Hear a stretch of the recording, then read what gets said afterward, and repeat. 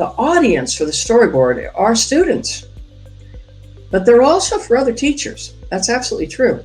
But what I think happens is I read through and I look at my experience. If I were a student in ninth grade English at one of your high schools, I'd be clear that, for example, up here I was looking at when in the unit on Clash of Dreams of Mice and Men, when we go into a Socratic seminar, oh, so this is collaborative problem solving. That's what it looks like.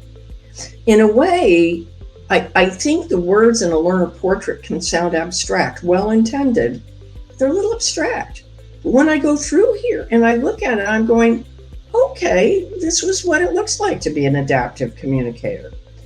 So I think on multiple levels, you are providing clarity as you operationalize the storyboard and you operationalize the learner portrait that you have put together.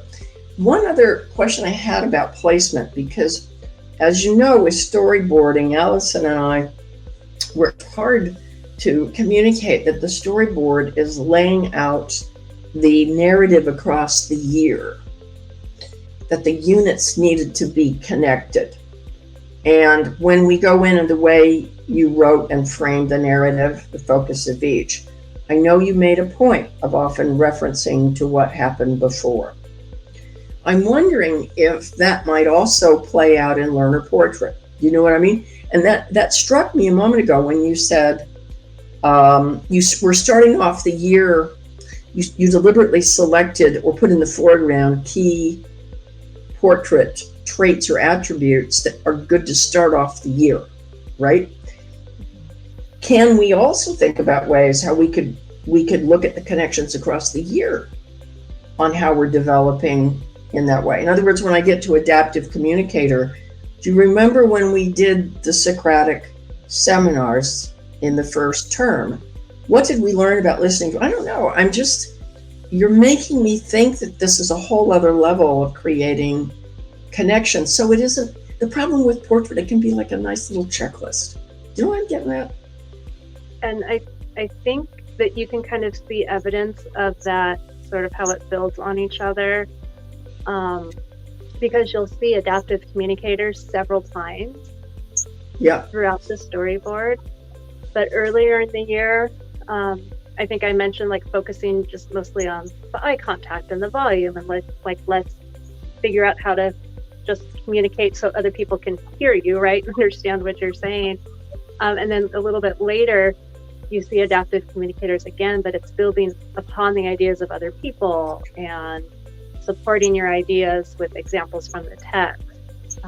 And so they do kind of cycle through, and they do build on the skills, right? Because if you say adaptive communicator, that's to really be an adaptive communicator, that's a lot of different things, right? You have to be a good listener. You have to be able to speak loud enough so people can hear you.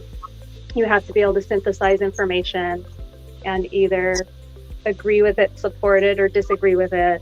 And so there's lots of different skills that go along with that. And so I was trying to kind of spiral through, starting with, some of the easier ones, which are just like, let's make sure that we can speak clearly, and then move through kind of the different levels. So that by the time, you're at the end of the year or the end of the 12th grade year, if we look at, a 4-year continuum at high school, students are doing, what we would think of in the real world or as adults, like what an adaptive communicator needs to do.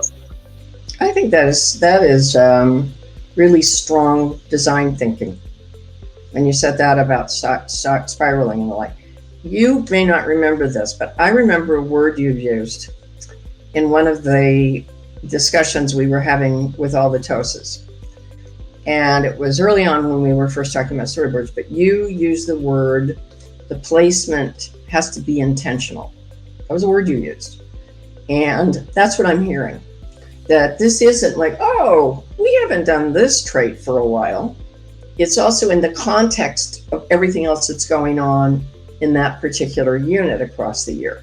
And I think that deliberateness really shows.